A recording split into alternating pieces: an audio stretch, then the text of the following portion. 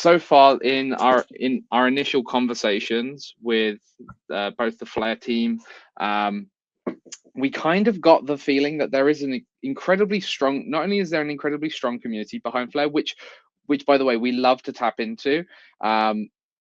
You know, I think tapping into extremely strong communities is great, not only from an onboarding more community members perspective, but in terms of, really getting an ear on the ground with a lot of other ecosystems with, I would say with, when you increase the amount of people in the ecosystem, you also increase the amount of noise.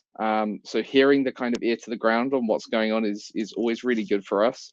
And ideally, what we want to bring to the table is availability, openness, democratizing liquidity access.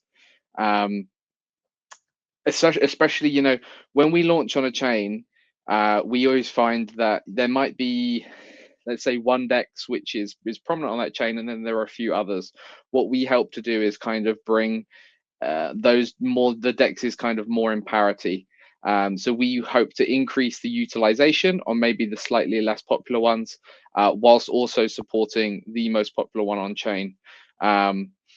So that's essentially what we want to bring to the table: openness, access, and yeah, cohesiveness, and like I say, availability of toolset. We want Flare to be much like our other networks, where we use it as a not a testing ground, but a launch pad to kind of start new tools off. Obviously, in with any project, in the early days when you launch a new tool or a new DApp, you want to make sure you do thorough testing, and having a vocal community, actively use and give you feedback about tools which are in ongoing development, is very beneficial. And obviously you can beta tag these kind of workflows, but with a really receptive community, I think having that feedback is vitally important.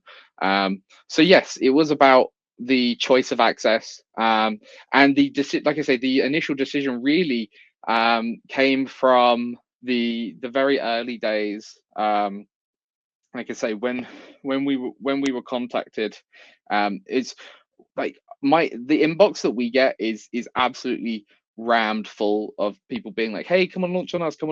And what I got from Max, like the kind of vision that he painted and where he wanted Flare to go, it kind of gelled with me much more than I would say than a lot of other networks who approached us. And then I kind of rolled that out to my team, and that kind of sympathy was shared. So we kept the ball rolling, and we are where we are now. So yeah, it's always, I would say give it 3 or 4 weeks. I would love to revisit this question, and have a whole bunch more answers for you, mostly because we are still in the very early process of, like I say, having these conversations with different platforms. So if we could do this again at some point in like a month's time and say, what do we want to bring to the table, we can outline like, hey, we're now working on XYZ with these partners. And yeah, I would love to be able to say so much more right now, but yeah, it's still very early days, but we're excited. Yeah.